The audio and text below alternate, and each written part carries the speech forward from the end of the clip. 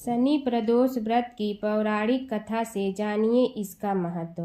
हर महीने में 2 प्रदोष व्रत आते हैं और जब ये व्रत शनिवार को पड़ता है तो उसे शनि प्रदोष व्रत के नाम से जाना जाता है। जानिए शनि प्रदोष व्रत कथा। शनिवार के दिन त्रयोदशी व्रत हो तो इसे शनि प्रदोष व्रत कहा जाता है। इस व्रत का हिंदू धर्म में विशेष महत्व माना जाता है। इस बार शनिवार प्रदोष व्रत 6 अप्रैल को पड़ रहा है। इस दिन भगवान शिव की पूजा की जाती है। मान्यता है कि शनि प्रदोष व्रत रखने से भगवान शिव के साथ साथ शनि देव की विशेष कृपा प्राप्त होती है। यहाँ आप जानिए शनि प्रदोष व्रत कथा। शनि प्रदोष व्रत कथा। शनि प्रदोष व्रत कथा के अनुसार प्राचीन काल में एक नगर में सेठ जी रहते थे। सेठ जी के घर में हर प्रकार की सुख सुविधाएं थीं, लेकिन उनकी कोई संतान नहीं थी, जिस कारण सेठ और सेठानी दुखी रहते थे। कुछ समय बाद सेठ जी ने अपने काम नौकरों को सौंप दिया और सुख खुद सेठानी के साथ तीर्थ यात्रा के लिए चल दिए। अपने नगर से बाहर निकलने पर उन्हें एक साधु महाराज मिले जो ध्यान मग्न बैठे थे। सेठ और सेठानी साधु के पास बैठ गए। साधु ने जब आंखें खोली तो उन्हें ज्ञात हुआ कि उनके समक्ष कोई काफी समय से आशीर्वाद लेने की प्रतीक्षा में बैठा है। साधु ने सेठ और सेठानी से कहा कि मैं तुम्हारा दुख समझता हूँ। तुम इस दुख से मुक्ति पाने के लिए शनि प्रदोष करो, तुम्हें इससे संतान सुख अवश्य प्राप्त होगा। फिर साधु ने सेठ सेठानी को प्रदोष व्रत की विधि बताने के साथ साथ शंकर भगवान की निम्न वंदना भी बताई।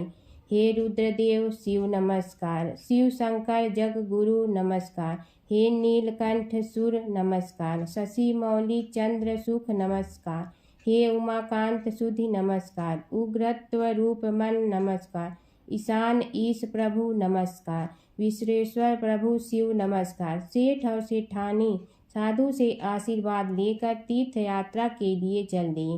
तीर्थ यात्रा से लौटने के बाद दोनों ने मिलकर शनि प्रदोष व्रत किया, जिसके प्रभाव से उनके घर एक सुंदर पुत्र का जन्म हुआ। पौराणिक कथाओं के अनुसार प्राचीन काल में एक नगर में एक विधवा ब्राह्मणी रहा करती थी।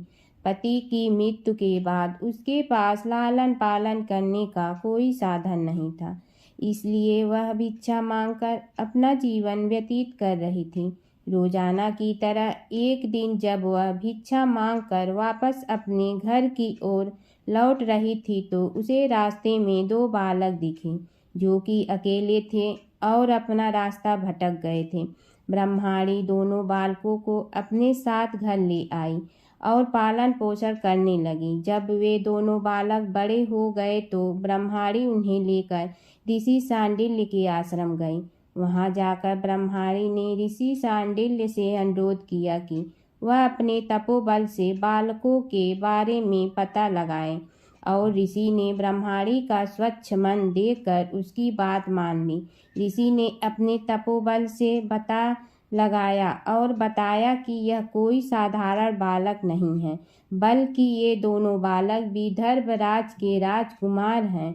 गंधर्व नरेश के आक्रमण से इनके पिता का राजपाट छीन गया है। यह सुनकर ब्रह्माणी ने ऋषि से कहा कि कोई ऐसा उपाय बताएं जिससे बालकों को अपना राजपाट व घर परिवार वापस मिल जाए। ऋषि शांडिल्य ने ब्रह्माणी और राजकुमारों को प्रदोष व्रत की महिमा बताई और यह व्रत रखने की सलाह दी। ब्रह्माणी और दोनों राजकुमारों ने विधि विधान से प्रदोष व्रत करने लगे। एक दिन बड़े राजकुमार की मुलाकात अंशुमति से हुई और दोनों एक दूसरे से प्रेम करने लगे। इसके बाद ब्रह्माणी ने अंशुमति के पिता से विवाह की बात की तो वह मान गए और दोनों का विवाह हो गया। अंशुमति भी एक राजा की पुत्री थी और उसके पिता के सहयोग से दोनों राजकुमार ने गंधर्व पर हमला किया और उनकी जीत हुई, जिसके बाद दोनों राजकुमारों को अपना सिंहासन वापस मिल गया और गरीब ब्राह्मण को भी एक खास स्थान दिया गया, जिससे उनके सारे दुख खत्म हो गए। राजपाट वापस मिलने का कारण प्रदोष व्रत था, जिससे उन्हें संपत्ति मिली और जीवन में खुशहाली आई।